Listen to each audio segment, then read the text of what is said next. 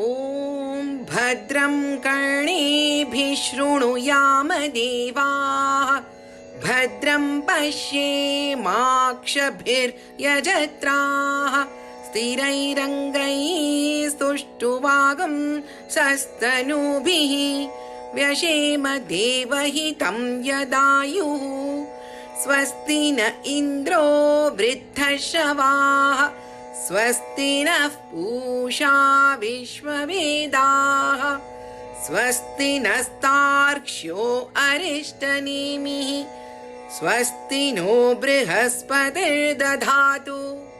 ॐ शान्तिः शान्तिः शान्तिः। मनो हि द्विविधं प्रोक्तं शुद्धं चाशुद्धमेव च अशुद्धं कामसङ्कल्पं शुद्धं कामविवर्जितम्। मन एव मनुष्याणां कारणं बन्धमोक्षयोः बन्धाय विषयासक्तं मुक्तं निर्विषयं स्मृतम्। यतो निर्विषयस्यास्य मनसो मुक्तिरिष्यते अतो निर्विषयं नित्यं मनः कार्यं मुमुक्षुणा। निरस्तविषयासङ्गं सन्निरुद्धं मनो हृदि यदा यात्यात्मनो भावं तदा तत्परमं पदम्। तावदेव निरोधव्यं यावद् हृदि गतं क्षयम्। एतज्ज्ञानं च ध्यानं च शेषो न्यायश्च विस्तरः। नैव चिन्त्यं न चाचिन्त्यं न चिन्त्यं चिन्त्यमेव तत्।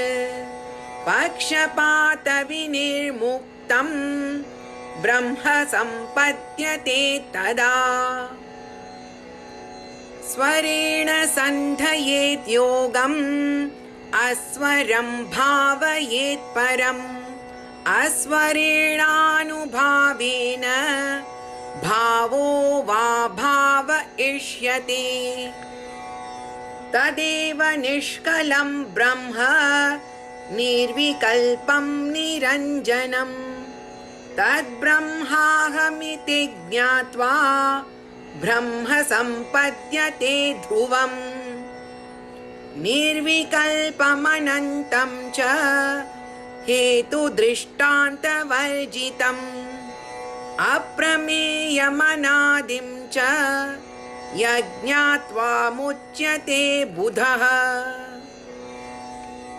न निरोधो न चोत्पत्तिः न बद्धो न च साधकः न मुमुक्षुर्न वै मुक्तः इत्येषा परमार्थता। एक एवात्मा मन्तव्यो जाग्रत् स्वप्न सुषुप्तिषु स्थानत्रयव्यतीतस्य पुनर्जन्म न विद्यते। एक एव हि भूतात्मा भूते भूते व्यवस्थितः एकधा बहुधा चैव दृश्यते जलचन्द्रवत्। घटसंवृतमाकाशं नीयमाने घटे यथा घटो नीयेतनाकाशः तथा जीवो नभोपमः। घटवत् विविधाकारं भिद्यमानं पुनः पुनः तद्भग्नं न च जानाति स जानाति च नित्यशः। शब्दमायावृतो नैव तमसा याति पुष्करे भिन्ने तमसि चैकत्वं एक एवानुपश्यति शब्दाक्षरं परं ब्रह्म तस्मिन् क्षीणे यदक्षरं तद्विद्वानक्षरं ध्यायेत् यदिच्छेत् शान्तिमात्मनः द्वे विद्ये वेदितव्ये तु शब्दब्रह्म परं च यत् शब्दब्रह्मणि निष्णान्तः परं ब्रह्माधिगच्छति ग्रन्थमभ्यस्य मेधावी ज्ञानविज्ञानतत्परः पलालमिव धान्यार्थी त्यजेत् ग्रन्थमशेषतः गवामनेकवर्णानां क्षीरस्याप्येकवर्णता क्षीरवत् पश्यते ज्ञानं लिङ्गिनस्तु गवां यथा घृतमिव पयसि निगूढं भूते भूते वसति विज्ञानं सततमन्थयितव्यं मनसा मन्थानुभूतेन ज्ञाननेत्रं समादाय उद्धरेत् वह्निवत् परं निष्कलं निश्चलं शान्तं तद्ब्रह्माहमिति स्मृतम् सर्वभूताधिवासं यत् भूतेषु च वसत्यपि सर्वानुग्राहकत्वेन तदस्म्यहं वासुदेवः तदस्म्यहं वासुदेव इति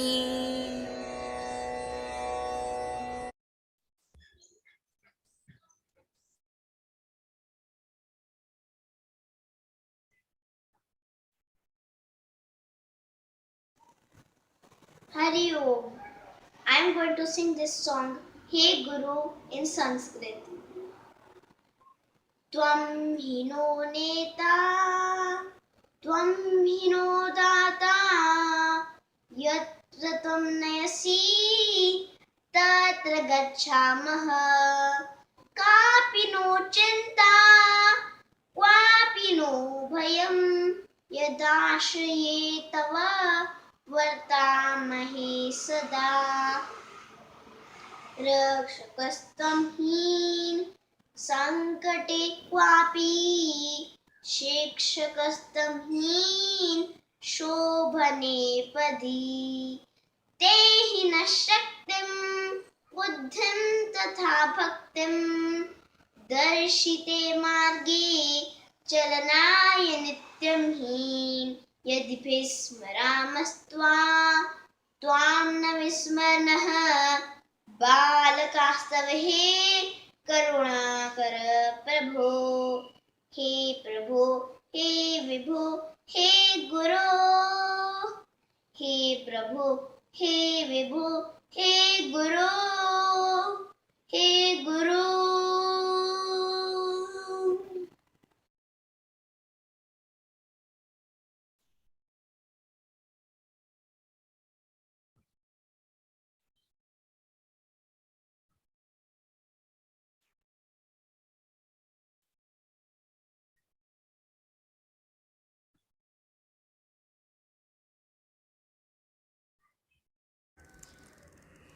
Summary of Discourse 6. The sixth mantra posed a number of contradictions. The self is not to be thought of, but neither is it unthinkable. It is not to be thought of, however, it alone is to be thought of. How does the mind think? It becomes the subject and observes the object as something other than itself. The observed may be an object, an emotion, or an idea. I identify with the mind as the subject. But the self is not an observable object separate from me. It is the infinite source of the mind itself. The Kena Upanishad says, the self is that which cannot be felt with the mind, but because of which the mind feels. It is that which cannot be seen by the eye, but by which the eyes are able to see. So the self is not to be thought of as an object. It is the ultimate subject. However, one should think of the self. How? Not as an object, but as the truth that illumines both the subject and object. The truth can be grasped only by the mind. Only the mind is capable of discriminative thought. The self, the truth, has to be understood by the mind as the ultimate subject, the real I. When we learn this from a guru or a master, then we realize it. The self is not to be thought of as a tangible concept. All concepts impose limits, but the self is beyond all limits. But the Upanishads give so many indicators of the self. The Upanishads give indicators of the self in order to negate them and deny all preconceptions of the self. Why is this negation necessary? Because from concepts we create stereotypes that are limited and finite. But God is beyond all limits and stereotypes. That is why the infinite can be explained only through the language of contradiction. Without becoming a thinker, I must think of that which cannot be thought of, says Sri Samartha Ramdas. Preparation, Shravanam and Mananam with a teacher are most important. There cannot be doubt or misgivings in Niridhyasanam. These must be resolved in Mananam. Then drop all attachments and free your mind. Restrain that pure mind in the thought, I am that consciousness. Infinity is our nature. I can realize it right here and now. Mantra number 7. This teaching is meant for the Uttama Adhikari, the seeker with the highest qualification. Now the Upanishad introduces Omkar Upasana as the method of contemplation for the less qualified seekers. Why Om? The syllables A, U and Ma that form Om are the indicators of the self that is present in the waking state, dream state and deep sleep state. It is the primordial sound energy, the vibration from which creation ensued. It is the shortest syllable that indicates the self-effulgent infinite. The 3 syllables are the foundation of all language and expression. We begin by meditating on the Om sound. Then we turn our awareness to the silence between the Om sounds. The Om gradually diminishes. The mind gets absorbed in the silence. When the mind dissolves in the silence, that is the supreme that is there before the Om. We begin our sadhana with the idea that the world is real, God is not real. We then grow to the idea that the world is and God is. God is finite sentience. We then rise to the level that the world is illusory, only God is real. Finally, we know that God alone is. The world is only an appearance on the infinite.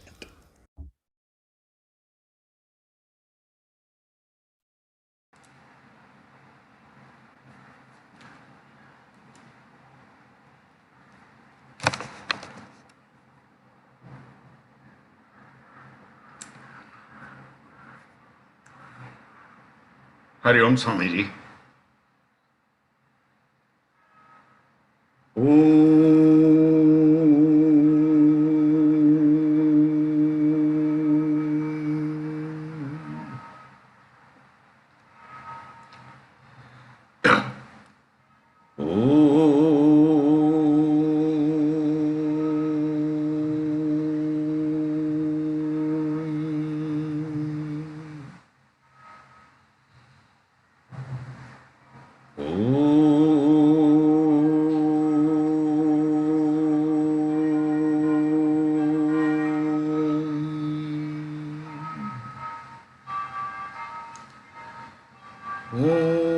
सहना भवतु सहनौ भुनक्तु सह वीर्यं करवावहै तेजस्विनावधीतमस्तु मा विद्विषावहै ओम शांति शांति शांति।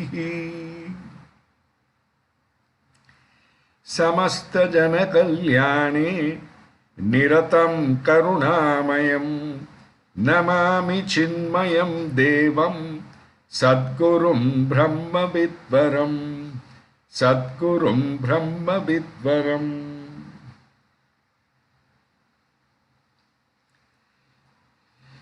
Respectful pranams to Swamiji.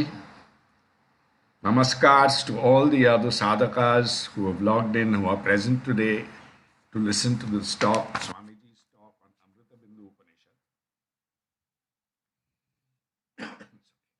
The Sampurna Yajamans for the whole program are Sri Chittur Manohar, Srimati Jolly Silvipat, Srimati Nirja Birla, Srimati Radha Kini. The Sampurna Upayajmans for the program are Srimati Chitra Vora, Srimati Kalpana Morparia, Sri Kishore Mallapur, Srimati Kumud Jnanendra Mishra, Srimati Preeti Saxena, Srimati Sumitra Patel. The Dainik Yajmans for today's discourse are today's Jnana Yajna, Srimati Sanjana Kirpalani, Srimati Saraswati Narayanan, Srimati Shachi Narula. I will now request Swamiji to commence the teaching for today.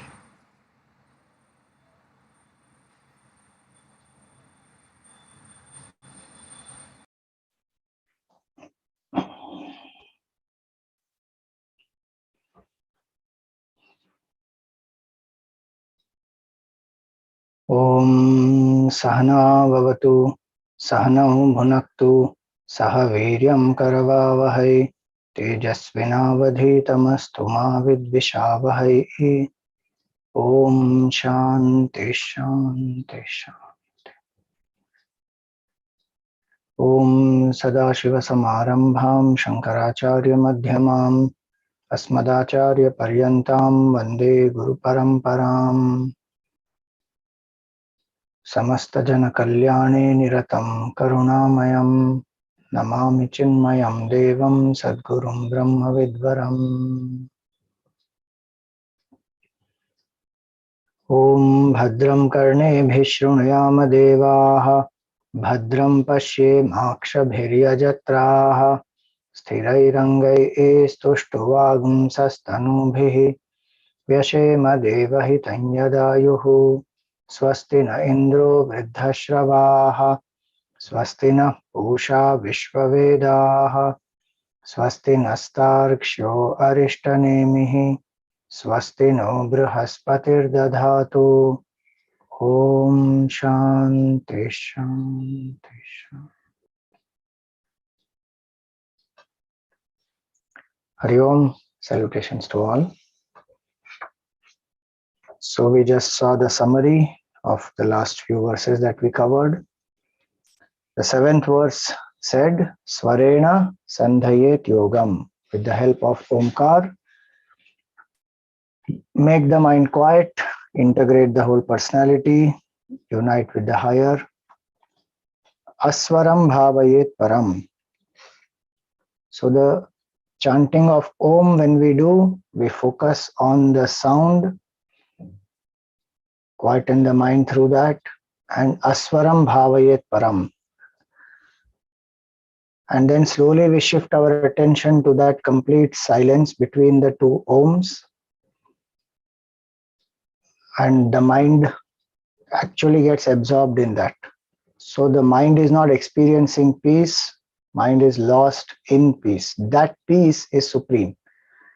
That is what we have to experience, that is our true nature. beyond mind. Aswaram bhavayet param. Aswarena anubhavena. When this happens, bhavo va abhava ishyate. The existence becomes non-existence, non-existence becomes existence. The world which we thought was so real completely disappears, and the reality which we thought was absent becomes evident as our true nature. So before we proceed, we will spend a few minutes in this sadhana, Omkar sadhana. So after a few steps to quieten our mind, to integrate the body, breath and the mind, we will play the chanting of Om. You are welcome to chant loudly along with that if you like. Initially, pay attention to the chanting and remember A, U and Ma. So when Om is being chanted, it indicates the waking, dream, deep sleep, the individuality. But the substratum of that is the silence. That silence is there before Om, silence is there during Om, silence is there after Om. So while Om chanting is happening, first half of the Om chanting, let us say 2 to 2.5 minutes, focus on the chanting of Om. Don't bring any other thought in the mind.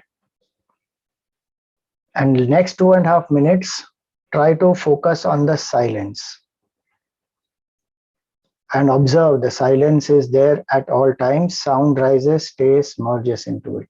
Same way, consciousness is our true nature.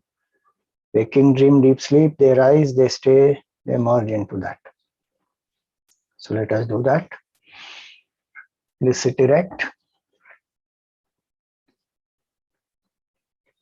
The head, the neck, and the spine in a straight line.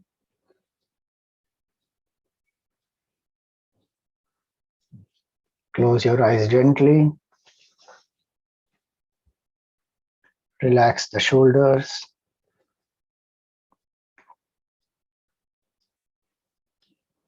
Come to a comfortable posture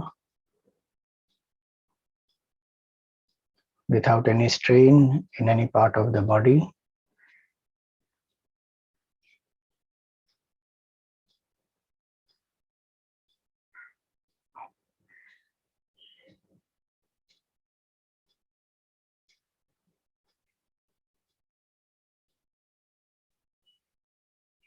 Be aware of your body from the head to the toes.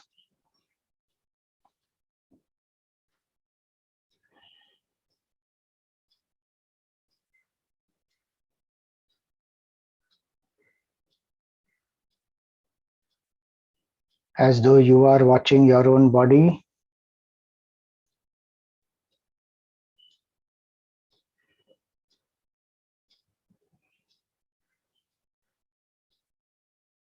Just like you move around in a place where there's an idol and you observe the idol. Same way as though you have come out of the body and you are observing that the body is sitting right now.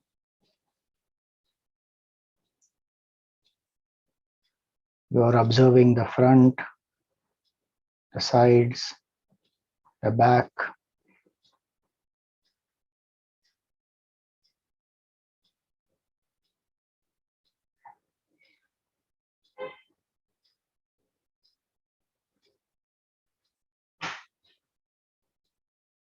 This body is a tool, the most beautiful tool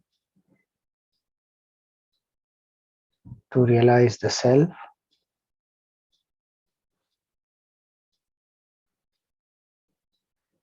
Let us relax the body. Feel as if you have come back into the body.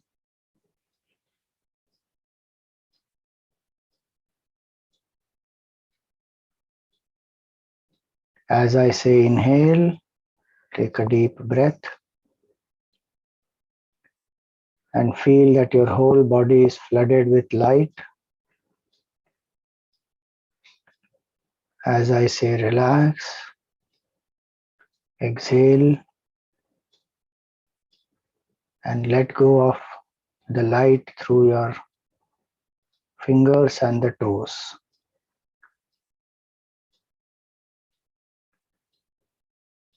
Let go of any stress or strain as the light goes out of your body.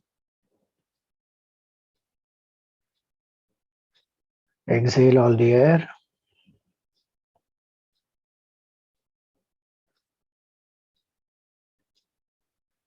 Inhale.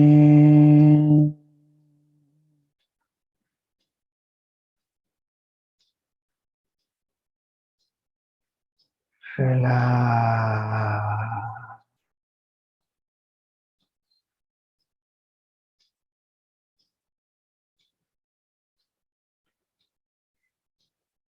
Inhale.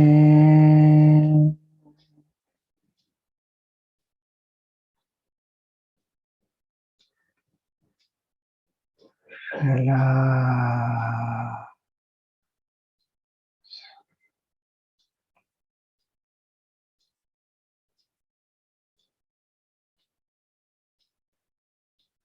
Inhale.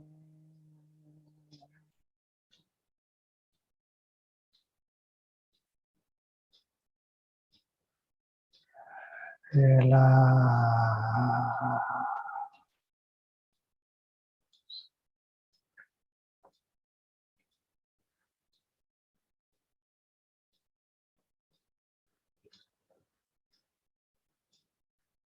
Inhale.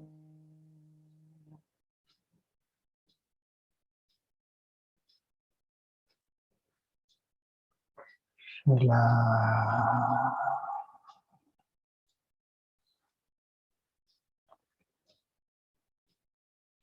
Continue at your own pace. Slow, steady, and deep inhalation.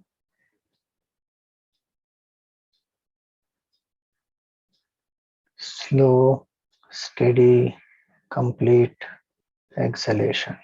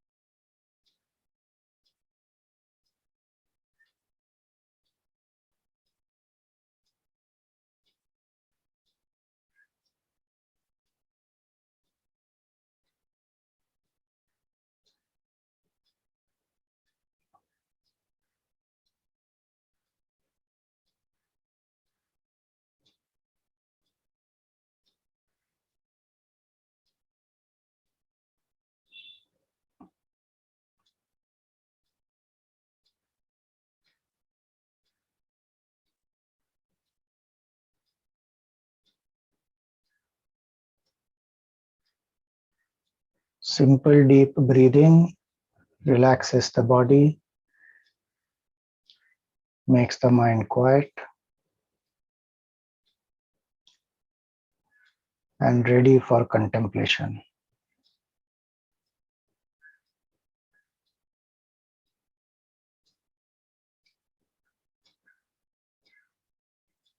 Now we will invoke the Supreme Lord as Omkar. Omkar is the sound symbol of the Supreme, rather the sound manifestation of the Supreme.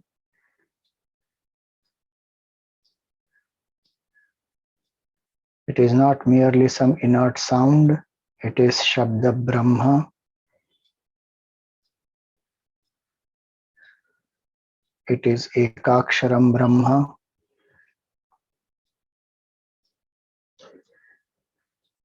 It represents pure consciousness.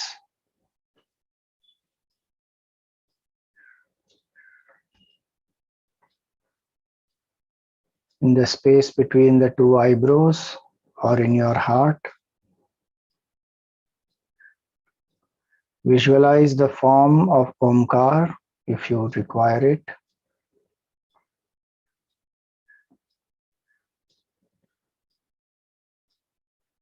Looks like a tree.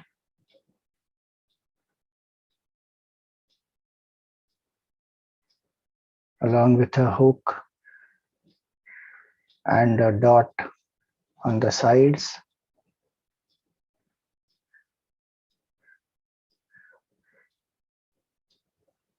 Invoke this auspicious form.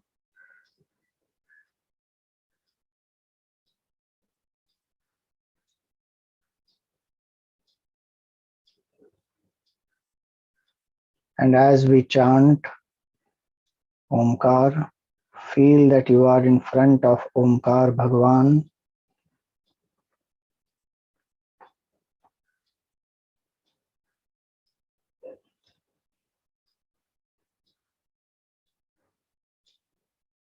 And may this chanting make our mind quiet.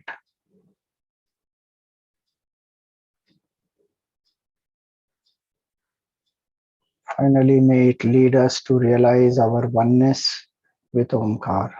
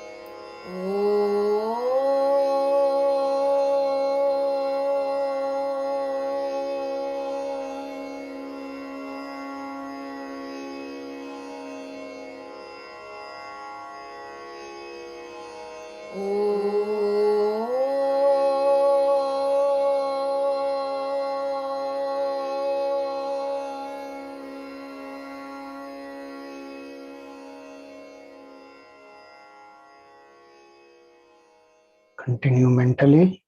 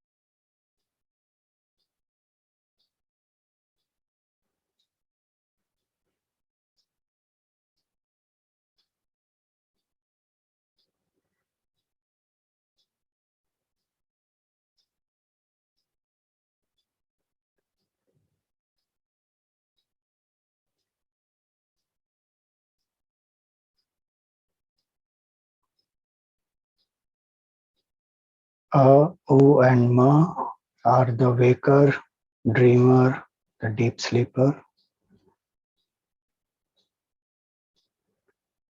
They also represent the entire creation, which is nothing but sound.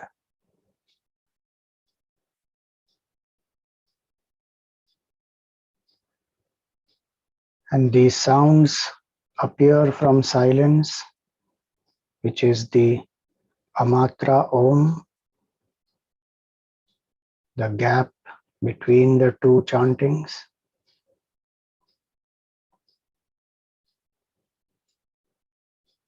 That represents the transcendental consciousness.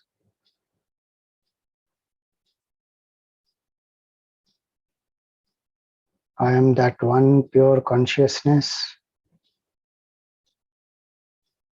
beyond all sounds, and I alone appear as all the sounds, all the beings, everything in this universe.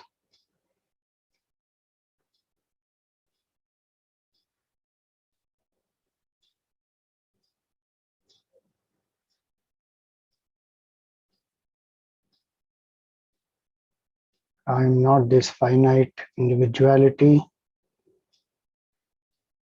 I am the very source of this individuality, the self.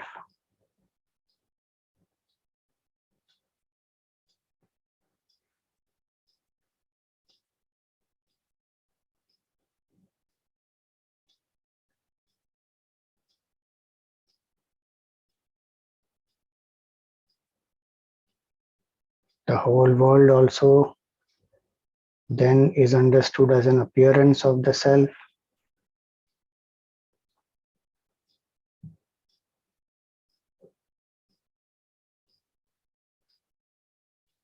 And that is the purpose of all Vedanta.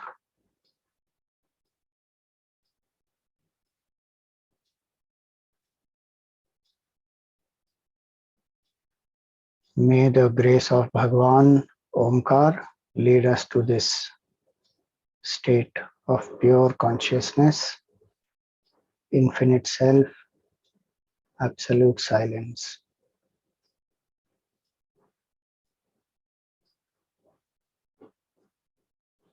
Be aware of your breath.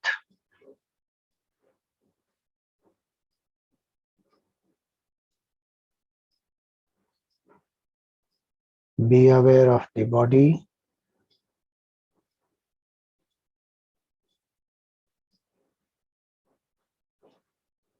Be aware of the happenings around you.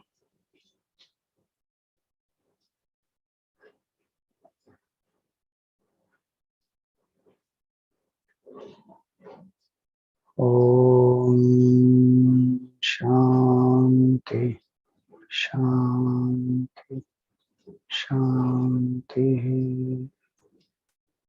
Harihi Om Shri Gurubhyo Namaha.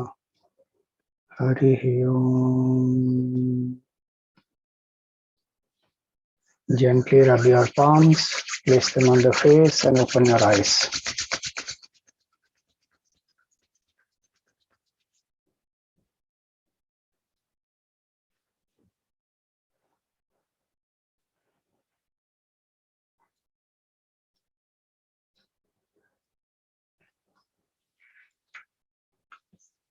So this was a short session, but one can continue this in one's daily sadhana. Now, what was said in the seventh mantra, Aswaram Bhavayet Param. So what is the nature of that silence? It is not a blank, it is infinite consciousness. So the pointers of that pure consciousness are given in the next mantra. Tadeva nishkalam brahma nirvikalpam niranjanam tad brahma hamiti jnatva brahma sampadyate dhruvam. Tad eva, that alone. What that? That which was indicated in the earlier mantra as param, as infinite, supreme. That alone is Brahman. Tadeva Brahma. What are the pointers of that Brahman? So Brahman means that which is the biggest. Brihatvat Brahma, which is infinite. So what is infinite? Is that which is beyond space, time, objects. Desha, Kala, Vastu, Aparichinna. Not limited by space. Things are limited by space. They are here. So if something is here, it is not there. Limited in size, limited in space.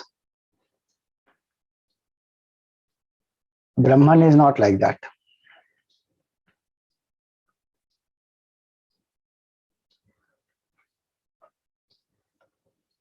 We are doing 8th mantra. 7th mantra we have completed. That is what we just did, the contemplation on, the sadhana on. So Tadeva Brahma, that Brahman which is beyond time, space, object, space-wise, that which is everywhere. I mean, we are saying space-wise it is everywhere, but it is that which is beyond space also. When space also does not exist, it remains. That is Brahman. But since we are in the relative plane at the reality level of the world, in the world, we know things only through space, time and object. So we say that which is beyond space, time and object is Brahman. What is now is not there yesterday, will not be there tomorrow.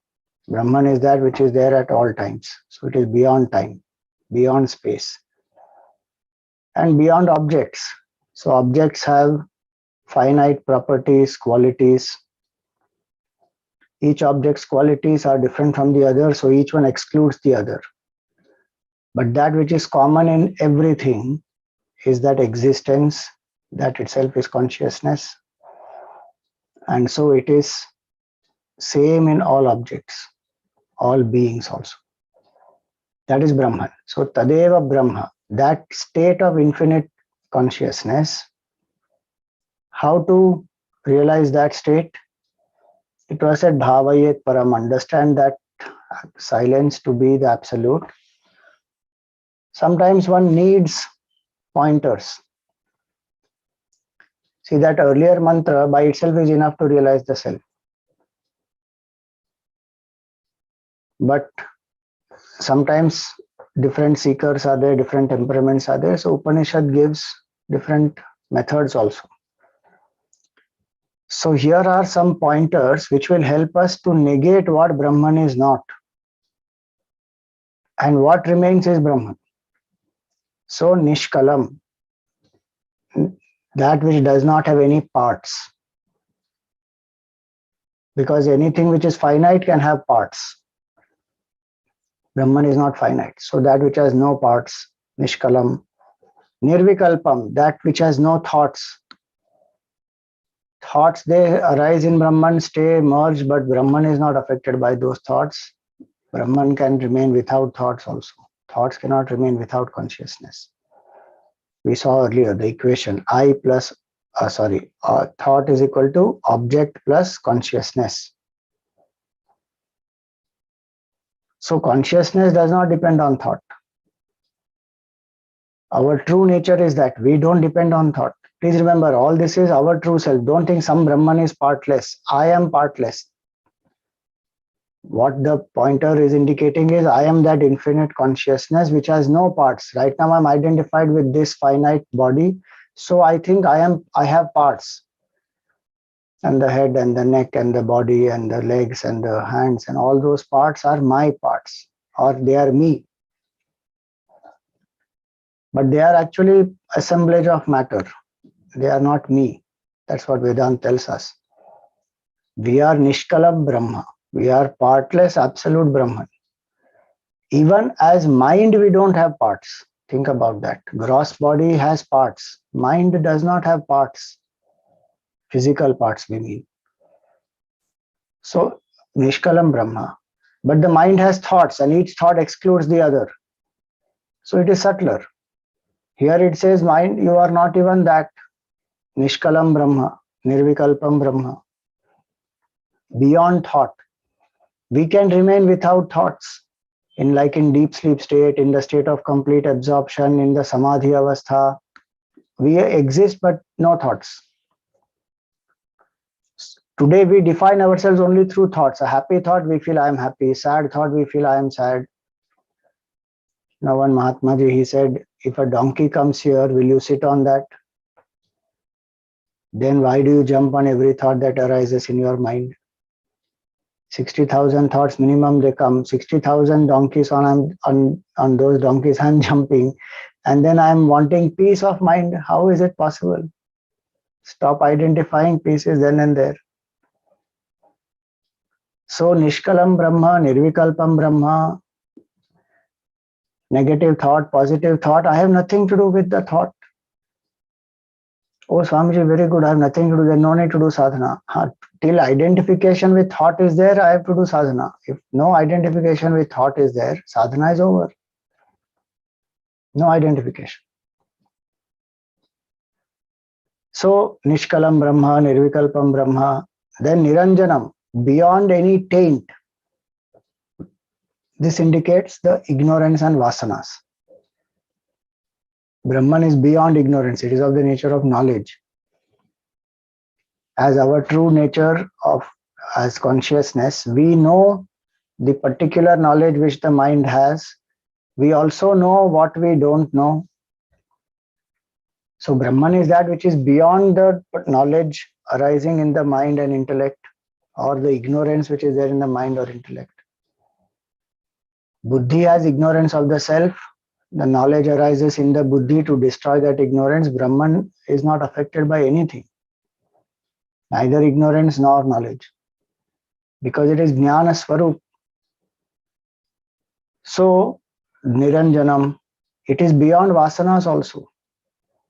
Vasanas are impressions created in the in the causal body because of our own actions, intentions, etc., doership. All that creates vasana.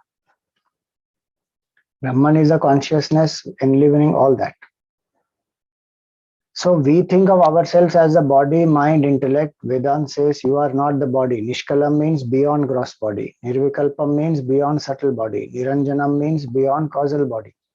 These are, please remember, mantras to contemplate. These are not theoretical verses. The knowledge that they convey, we intellectually understand, then we have to contemplate that I am that Brahman which is beyond body. So the body's height, weight, sickness, health, age, skin color, makes no difference. How much we define ourselves through all this? How do I look and how I should present myself and what is the... It has only functional relevance. Beyond that, it has no other relevance. It cannot define me. How much body shaming happens and how much self-consciousness is there, how much exploitation is there, all based on the body. And finally, what is the body? Assemblage of 5 elements which are dead and inert by themselves. So why am I considering myself as a bundle of food and 5 elements? Before the body was born, was I not existing? After the body drops, am I not going to exist? How can I be this body? So that is the contemplation one has to do. I am not this body. This, what I said right now, is logic that we have to use in reflection. In contemplation, one lifts oneself to say that I am the witness in this body. I am not this body. I am the kshetrajna, the witness. I am not this kshetra. This body is a kshetra. It is a field. It is a tool. So these are mantras for contemplation. Tadeva nishkalam brahma, nirvikalpam. I am beyond thought. Why should I put efforts to become thoughtless? My nature is absolute awareness, which is beyond thought. I may put efforts right now because I'm identified with the thought, so quieten the mind. But finally, drop the attachment to the mind. I am not this mind. That we saw earlier. That is called mukti. Freedom from the mind is mukti. Freedom from identification with the mind is mukti. So I am not this mind. I am not this body. Swamiji, but I am an ignorant jiva, you know. What to do? I am bound. Who is bound? Does sun ever know darkness? Consciousness, will it ever know ignorance? It is of the nature of illumination, jnana swarup. How it will become ignorant? So when we meditate, you know, Ramana Maharshi said the subtlest obstacle to realization is the notion that I am not realized. Realization is not a product of some process. That right now I'm not realized, I apply certain process, then I will become realized. Realization is all the time there, at every moment. It is our true self. It is infinite awareness, consciousness, bliss. Then why is the process required? Because we have, as though, forgotten who we are. Like the waker is always the waker, even while the dream is happening. Temporarily, it appears the waker has forgotten oneself, so the waker is doing sadhana to come out of the dream. When that waker comes out of the dream, one realizes I was never the dream character. The entire thing was mithya. So we may do the sadhana, but the sadhana should be done with the awareness that I am already Brahman and I am trying to realize that which is my true nature. I am not trying to become Brahman. Ignorant jiva will never realize Brahman. Brahman alone will realize Brahman. Because ignorant jiva does not exist. That ignorant jiva is actually Brahman identifying with one BMI. If that identification is dropped, that's all is required. Which is what this is, neti neti. That's why Gurudev used to say, you know, no one can realize Narayana. Narayana alone realizes Narayana. And you are that Narayana. Finite jiva does not have separate existence from Brahman. That it now has to realize Brahman and become Brahman. Finite will never become infinite. The infinite includes all the finite. Infinity forgetting itself, identifying with one finite entity is the jiva. What Gurudev used to say in his BMI chart. Om identified with the BMI as though has become the PFT, perceiver, feeler, thinker. Identified with one body, mind, intellect. It is like the sun reflecting in one bucket of water. That reflection as though is trapped within that bucket of water. It is never trapped. And that reflection has no other existence apart from the sun. It is not independent. If there is no sun, there is no reflection. But without reflection, sun exists. Remove that bucket and water, reflection gone, but sun is there. So that is our true self, pure consciousness, which is beyond ignorance, beyond vasana, beyond thought, beyond body. Tadeva Brahma, Nishkalam, Nirvikalpam, Niranjanam. Tad Brahma aham iti jnatva. That Brahman is me. That is what has to be understood. It is very important for this line. Tadeva tad Brahma aham iti jnatva. What Vedanta is telling us? Vedanta is not required to tell us that I am, because that I know I am. Who is that I has to be known. That is Vedanta telling us. Vedanta is telling us you are not this limited, you are that infinite Brahman. Tad Brahma aham. I am not this finite one small little entity, I am that infinite consciousness. To know that I am that infinite consciousness, valid means of knowledge is Vedanta.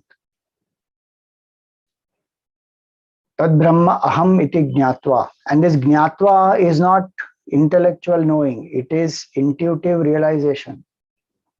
And which is why the preparation, the sadhanas, all that is required. And when that happens, the experience is called immediate, aparoksha anubhuti. Jnatva here means not intellectual knowing, but immediate knowing. Immediate here does not mean instant. Immediate here means without a medium. To know oneself as one is, without medium. Today we know only ourselves through the medium. What are those mediums? First line it says, body, mind, and causal body. So gross body, subtle body, causal body. I know only through that. I am tall, I am dark, I am young, I am old, I am handsome, I am beautiful, I am black, I am white, I am brown, body. I am happy, I am sad, I am angry, I am loving, I am compassionate, I am forgiving, mind. I am successful, I am a failure, I am a capitalist, I am a Democrat, I am an atheist, I am a believer, non-believer, intellect. I am impure, I am sinner, I am pure person, I am ignorant, I am knowledgeable. This is causal body. Unmanifest though, that manifests as thoughts in the mind, in subtle body. But I identify myself only through gross, causal, subtle body. I don't know who I am without this. To know oneself without any medium, that is called immediate knowledge, which is this. Tad Brahma aham iti jnatva. Then what happens? Brahma sampadyate tada. One realizes Brahman as though one has experienced that state, and one lives as Brahman. What is the nature of Brahman? Absolute bliss, param anand. So one lives in blissful state. In the Gita, Bhagavan says, heaviest of sorrows cannot disturb that person. Yasmin sthito na dukkhena guruna api vichalyati. And having discovered that, there is nothing more to be gained. One lives in fulfillment. Emptiness is gone. The feeling of finitude is gone. The feeling of being bound is gone. The comparison, the jealousies, the selfishness, all that is gone. Because the source is realized. I am that infinite consciousness. What more is there? And one then lives as Brahman. Brahma sampadyate tada. One will not again fall back into the realm of ignorance.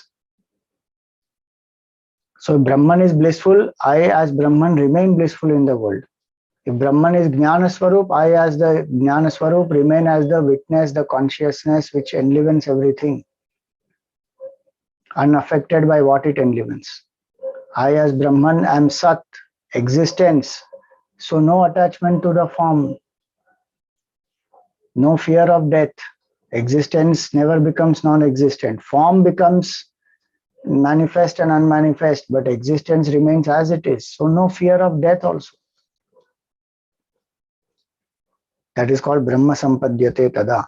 So through steady contemplation, one drops the false identification one comes to realize that oneness with the absolute, the true meaning of aham, one realizes I am that pure consciousness, infinite Brahman.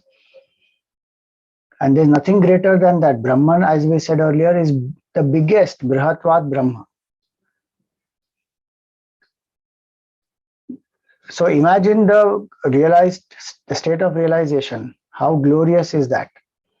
In the world, we become so happy when we achieve small things. And the mind feels thrilled, mind feels joy. It has its own relevance, but what is the state of realization? Think about it. It is not a state joy experienced by the mind. It is a joy which is beyond the mind. And no state of mind will ever touch that blissful state, no matter what that mind is going through. That Brahma Sampadyate Tada. So now that is what is said in this mantra number 8. Now,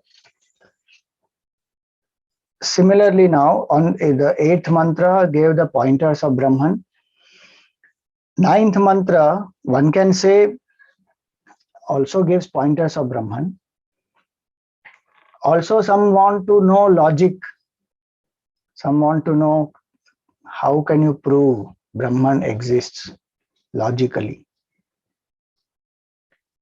So here is one mantra which tells us, and also this can be understood as the result of that steady contemplation is one will experience this state. So now see the mantra 9.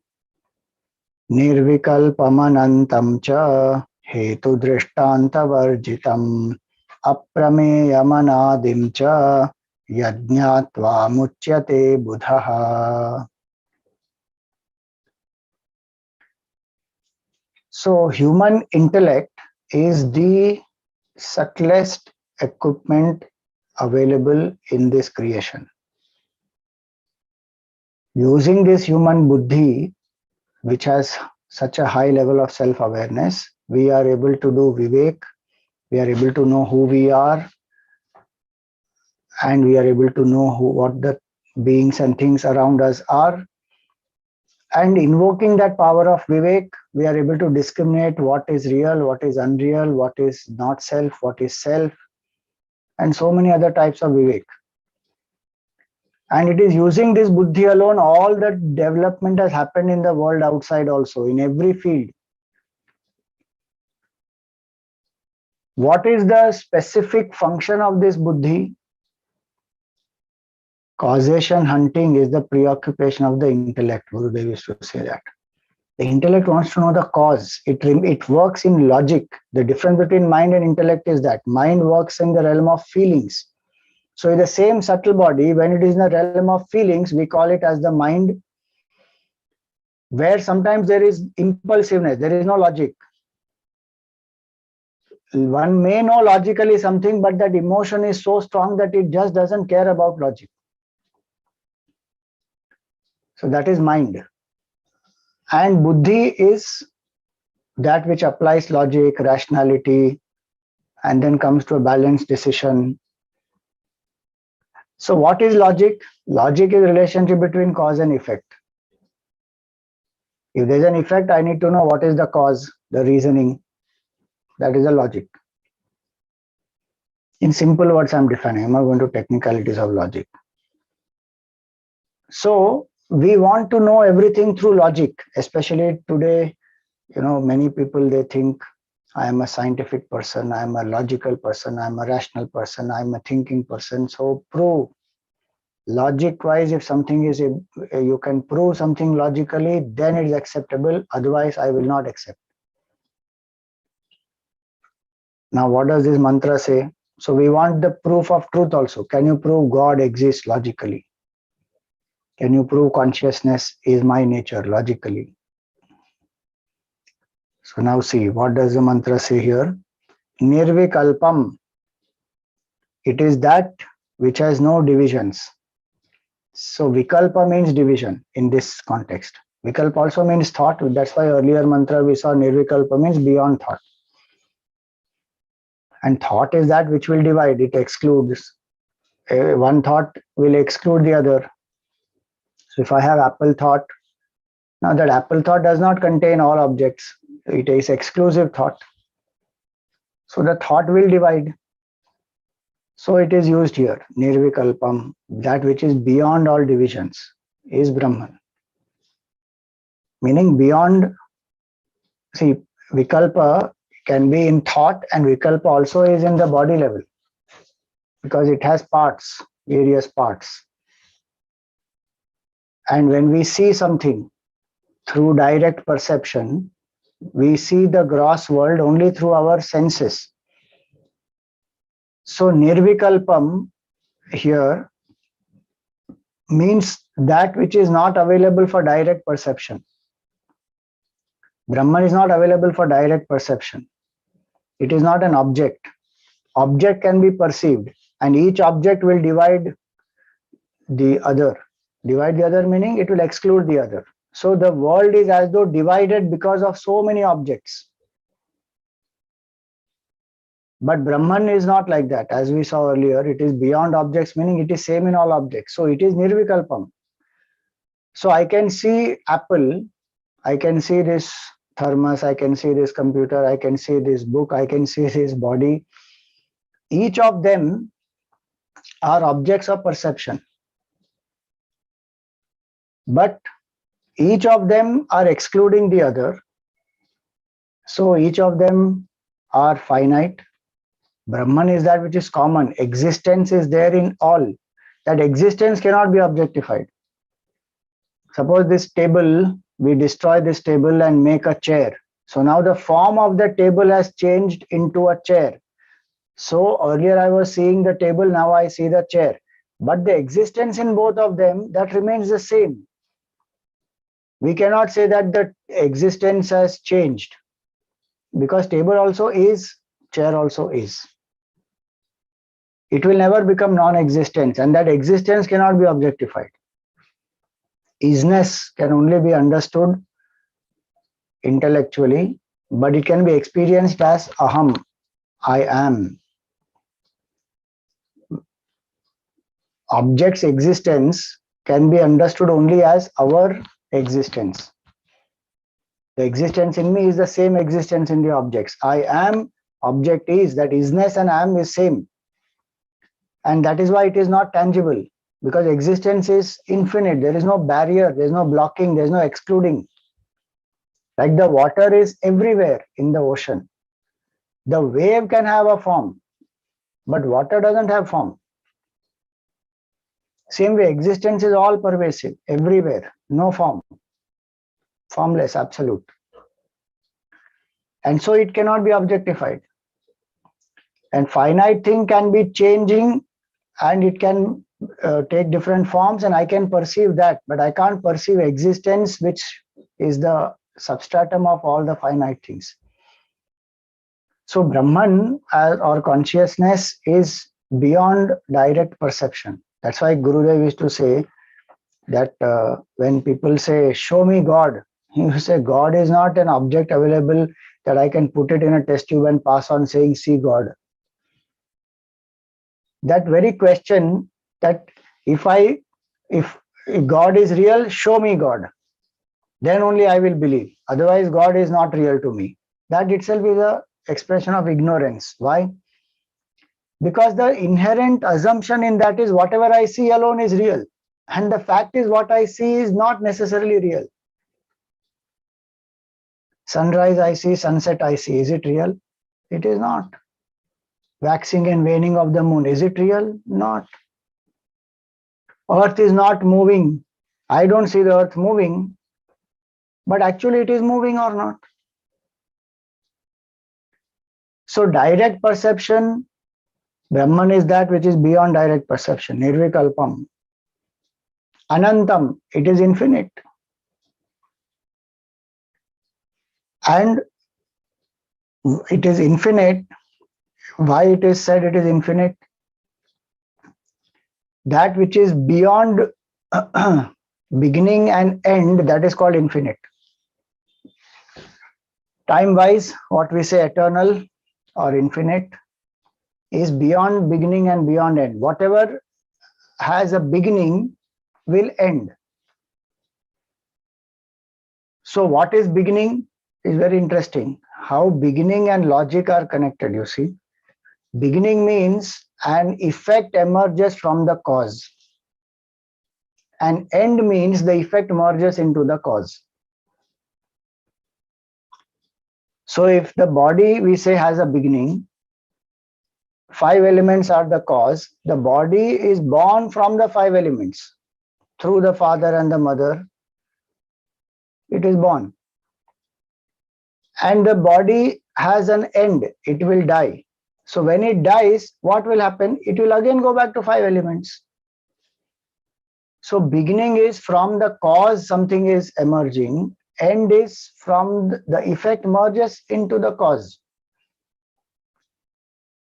Mud, from that the pot rises, pot emerges. That is the beginning of the pot. Then you destroy the pot, that pot which is the effect, mud which is the cause. That effect went back into the cause. Now again pot is not there, mud remains. In between also it was mud only. But that appearance of mud, we call it as pot. It is only expression of speech. Same way, this body is born, this mind is born, intellect is born. Like that we say, what has a beginning will have an end.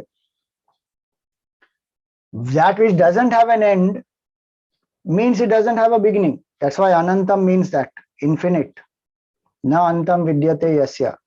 That which does not have an end. That which does not have an end means that which does not have a beginning. So beginningless and endless Brahman is.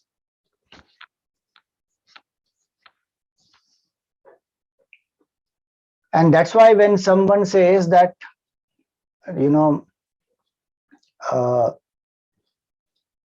this world came from God. So if the world is born, world is created from God, who created God? That question only is wrong. Why? Because in that question we are assuming that God is an effect of some other cause. Suppose we say God is created from God's father. Then what will one ask? Who is God's father? Who created God's father? God's grandfather. How it is possible? It will go infinite regress. The ultimate cause is an uncaused cause which has no beginning. Beyond time it is. So before beginning, that which exists, beginningless it is. That which is beginningless, no beginning it has. That way, if you see, Maya also is beginningless. Ignorance is beginningless. But upon the dawn of knowledge, they end. But Brahman is not beginning, is not going to end. Because Brahman is beginningless and endless. That's why the word Anantam is used. So that which is infinite, without beginning, without end, means what? I am that which has no beginning and no end.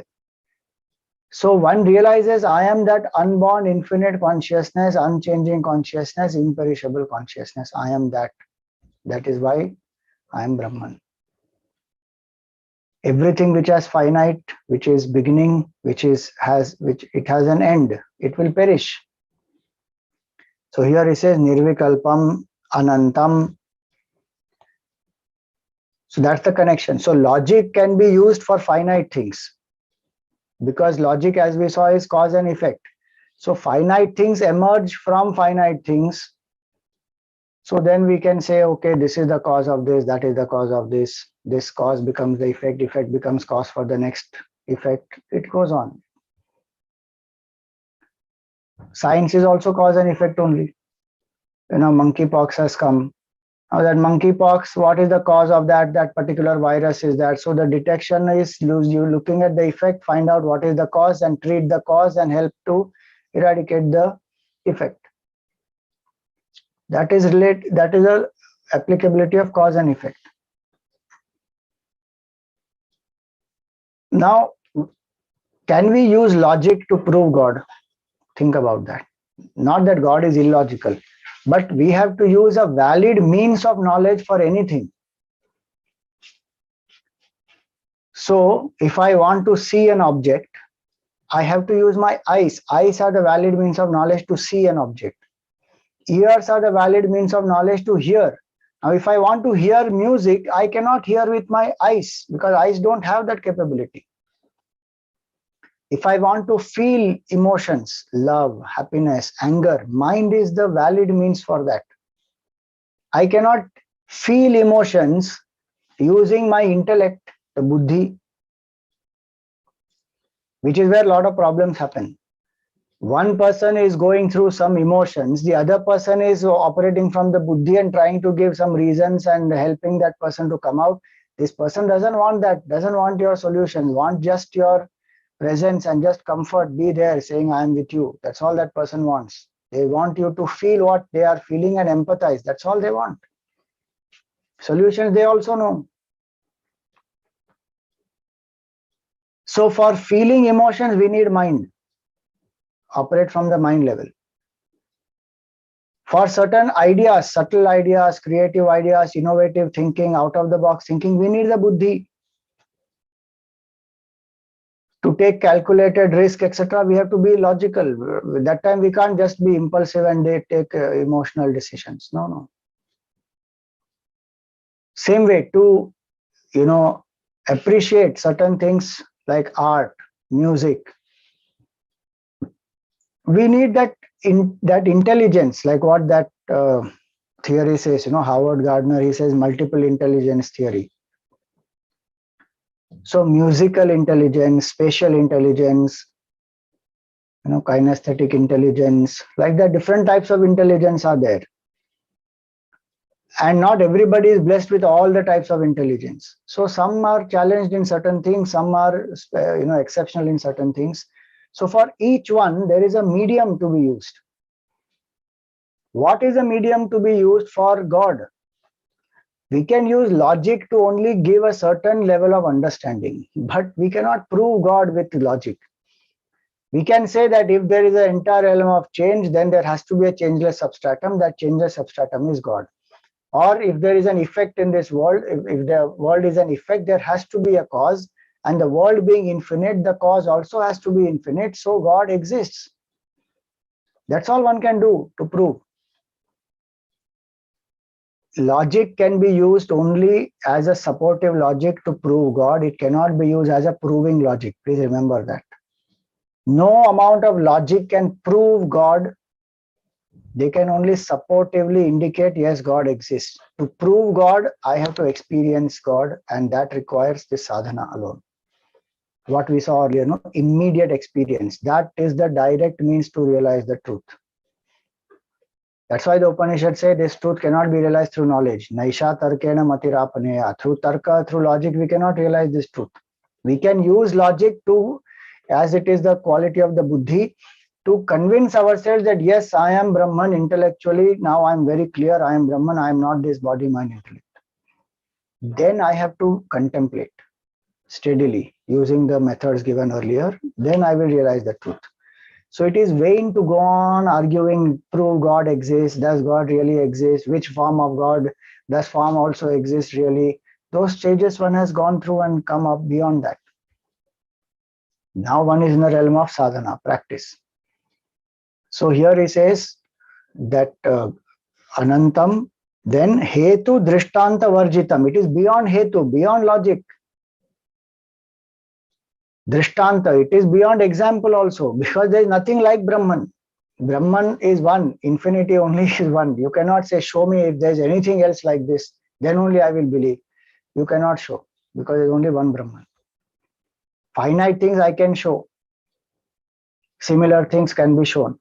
But infinite, how can I show another infinite? Then it is not infinite. There is only one Brahman. So beyond example, beyond logic. It is not illogical. Logic is there, but only in a certain level to make us understand. That's it intellectually. But this is beyond the realm of logic. One has to transcend the buddhi to experience this truth. And that's why the guru is required. The guru is required to help the disciple to transcend the buddhi, to make the disciple intuitively realize the truth. And when we listen to the truth from the mouth of a person who has experienced that truth, then only this experience will happen.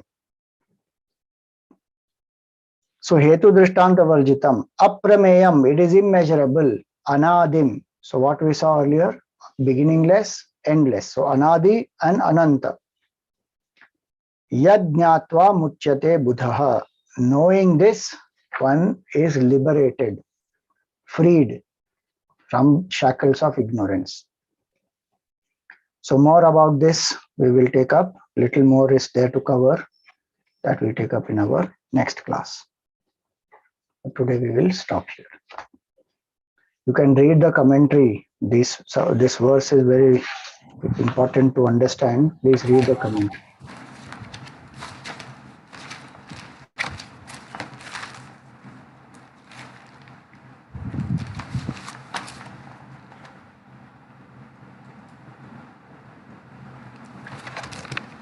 Hari Om Swamiji.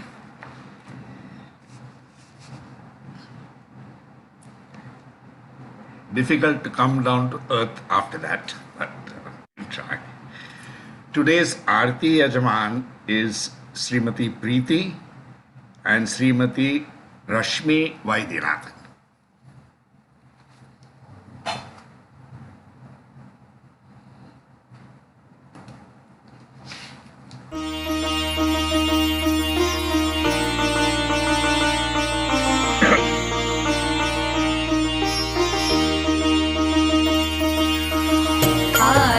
Shri चिन्मय सद्गुरु की दिव्य रूप मूर्ति करुणा की आरती सद्गुरु की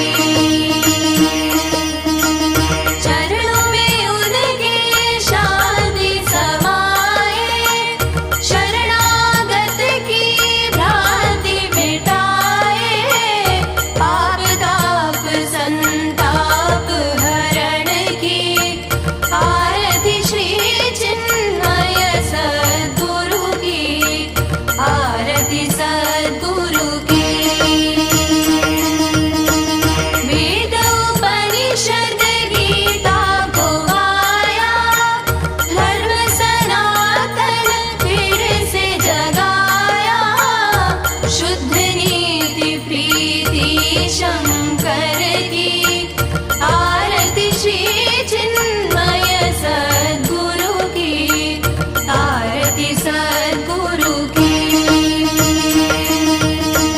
सिद्ध माणिकी तपो भूमि में नित्य विराजे गुरु हमारे भक्त हृदय आनंद स्रोत की आरती श्री चिन्मय सद्गुरु की आरती श्री चिन्मय सद्गुरु की दिव्य रूप मूर्ति करुणा की आरती सद्गुरु की आरती सद्गुरु की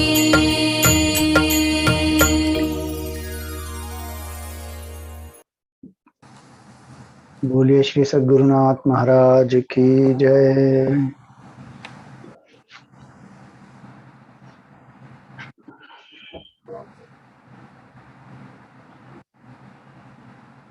Hari Om Swamiji, pranams to everyone. Swamiji, so in the last birth in a human body, where does our soul go on death of our body? Doesn't go anywhere. If last birth can be only when there is realization of the self. Realization of the self means one has experienced the infinite reality. If one has experienced infinite reality, all karmas get destroyed. There is no need for a new birth because there is no desire left. There is no individuality left. So there is no question of any rebirth for that jiva. That's why realization is worth striving for. If again one has to come back into this body, there's no point of realizing. Yeah. Correct. Thank you, Swamiji. Right.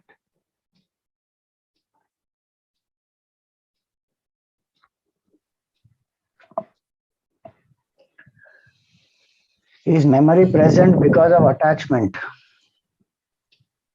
Memory is not present because of attachment.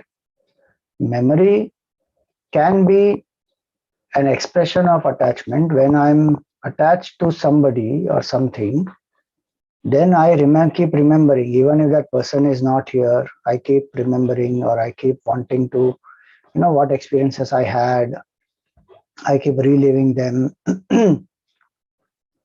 So all memory is not a form of attachment, because there is functional memory also, where we remember basic functional things. We remember, like what all we have learned, so much information we remember, who we are, where we live, who are our near and dear ones, what is my bank balance, what is my degree, so many things we remember. That's functional knowledge. So all memory is not attachment, but specific attachments when we have, then we are trapped in those thought processes only, which take us into the past, and we are not then in touch with the reality. Those are expressions of attachment, where I want to relive something, or it has hurt me, so I'm going back again and again to that. I'm not able to resolve that. Or I'm excited, super excited, I achieved something, and then I keep reliving in that. So those memories are psychological memories, which make us, those are the expressions of attachment. Otherwise, memory is there in everyone, even a small child has or not. But not necessary that it's an expression of attachment. Chitta is one part of the antakarana. Man, buddhi, chitta, ahankar. Man is the mind, intellect is the buddhi, chitta is the memory. All data we learn is stored in the memory. That's how we are wiser by the day, and we are able to live by that wisdom, not to commit the same mistakes as the past. And so we learn from it, and we are able to make our lives better.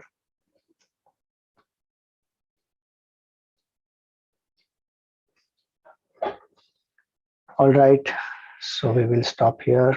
Okay, last question here now.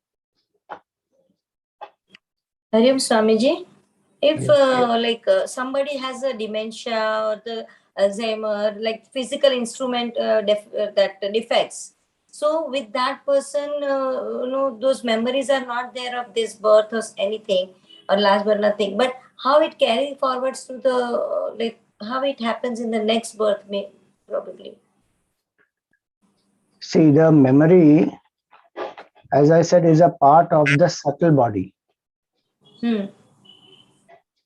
Dementia is a part of the gross body. Gross body, yeah. So naturally, the gross body is not capable, that memory is not functioning through the gross body. Just like the eye, the organ, if it is defective, then I may lose my sight, or I don't see properly. The capability of seeing is not affected because of that. And going by your logic, then if a person is dead, brain is burnt, then the whole mind should be burnt. That doesn't happen, no? The capabilities are in the subtle body. The subtle body continues to take new bodies. Yeah, but the experience of that dementia, Alzheimer, whatever experience that goes, is that subtle body keeps a memory of that, or it just till then whatever they have alertly they have gathered the memory, that memory will carry forward, or even these experiences will carry forward. See, experiences don't carry forward.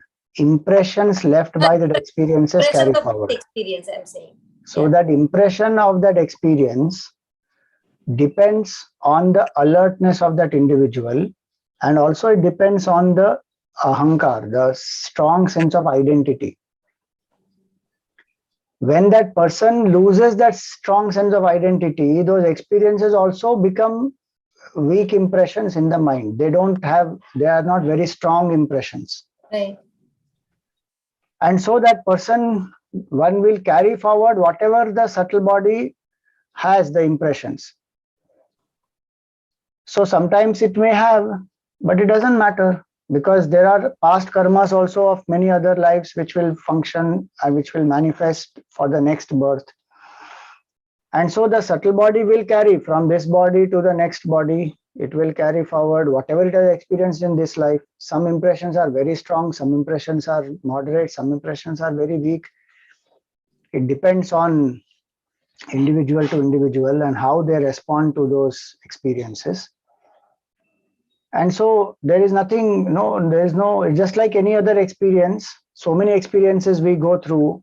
Do we carry all the impressions of all experiences? Only No. the strong ones, right? The strong ones carry No, we forward. carry different So why- experiences, impressions, but the strong ones create maximum impact, and then they create whatever desire or fear or excitement, or those responses come in the future. The weak ones, they will be there and they will pass away. They will not necessarily manifest as some desire or some expression, not necessary. They will just pass away. Sometimes in dream, sometimes in waking state, just a random passing thought, it will just go away. Sometimes we see people in the waking state also who are young people, suddenly they seem to forget something. Hmm. Because those impressions are there, they are manifesting, they'll go away. Mhm. Okay, thank you, Swamiji. Hari Om. Why have we forgotten our essential nature? That is called Maya. The fact is, we have not forgotten truly because our nature is infinite consciousness. But right now, identified with the body, it appears we have forgotten. Identified with the dream character, it appears that the waker has forgotten who he is or who she is. But when the dream character wakes up and realizes, I was always the waker, when did I ever become that character? That was an illusion. How did the illusion happen? Because of the dreaming power. So the waker, because of the dreaming power, apparently forgot himself as the waker, projected the whole dream world, became the dream character. But it is all apparent, it is not real. That's why one says, why did we forget? Because of the power of Maya. That is why it is called self-forgetfulness. We have forgotten ourselves because of our own power of Maya. And when we choose to wake up, we can wake up. Like any dream character wakes up. Then one will realize that, I was always the waker. If I'm interested in the dream world, attached to the dream world, I don't want to wake up. That's why dispassion, vivek, all that is important. Then one will wake up. Then one will realize, I never forgot. I was always consciousness. Forgetfulness is a quality of mind. Ignorance is in the buddhi. I am never the mind, never the buddhi. None of the equipment exists in me. Then there's a question of forgetting and recollecting. None of that happens. So from this relative standpoint, we say it is because of Maya, Ishvara, Brahman using the power of Maya becomes Ishvara, projects this whole world as though has forgotten oneself and has identified with one character and become the Jiva. So various methods of sadhana are to surrender to that Ishvara, or to discriminate between real and unreal, or to serve with this attitude of dedication to overcome this, to wake up. Then one realizes, I am that infinite, I never became all this. Okay. Om Purnamada Purnamidam Purnat Purnamudachyate Purnasya Purnamadaya Purnameva Vashishyate. Om Shanti Shanti Shanti. Harihi Om Shri Gurubhyo Namaha. Harihi Om.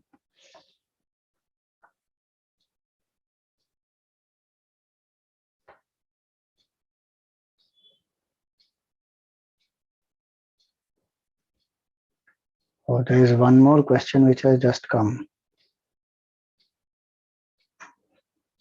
Okay, so I will take this is the last one. After this, I will not take. You can ask in the next class. How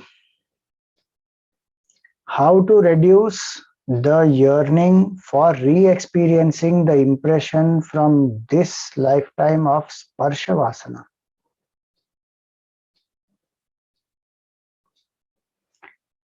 See, Sparsha Vasana, if one wants to overcome, One has to do Pratipaksha Bhavana only.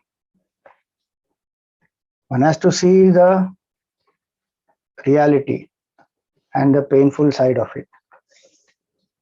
Somebody touches me, or I want to touch something because I feel it is a source of enjoyment, etc. That is because of delusion. What it is, I have to see very clearly. It is a bundle of 5 elements, whatever it may be, any object it may be.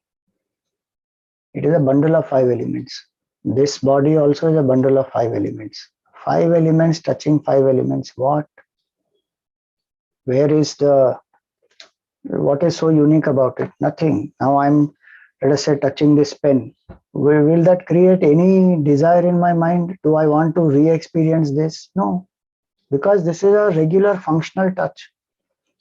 And I don't think pen is a great source of enjoyment to me. But when I touch something else, then I am deriving enjoyment out of that.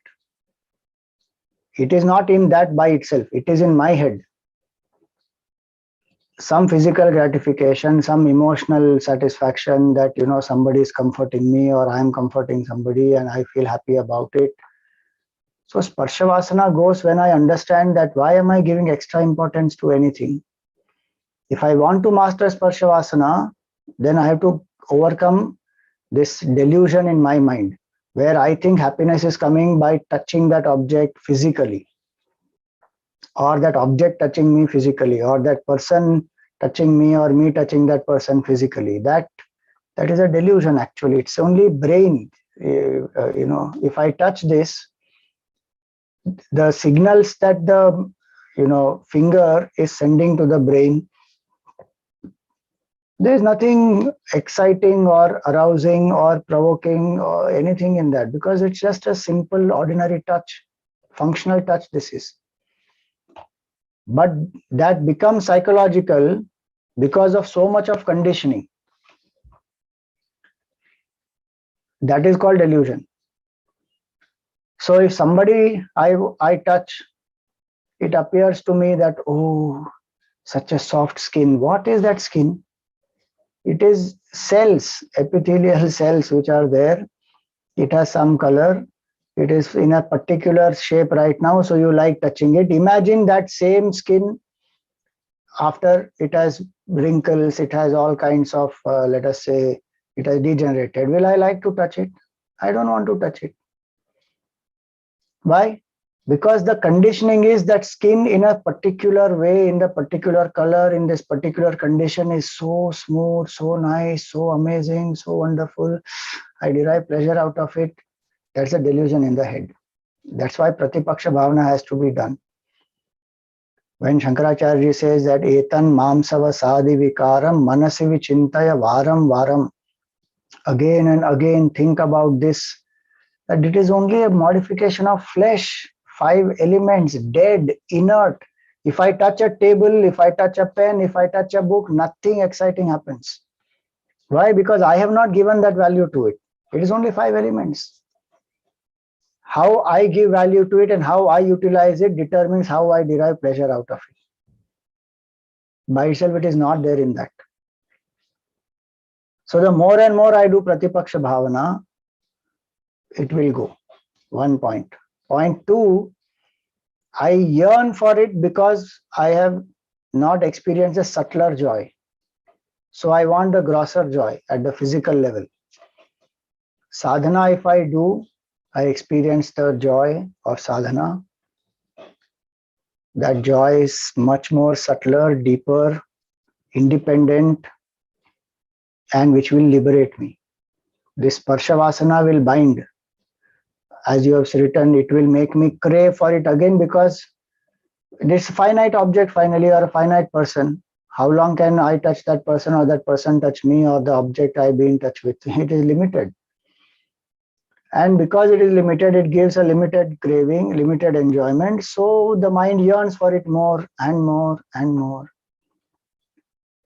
But bhakti, if I develop, Niswartha Bhavana, if I develop, that joy is so much more deeper that I don't crave for the physical joy alone after that.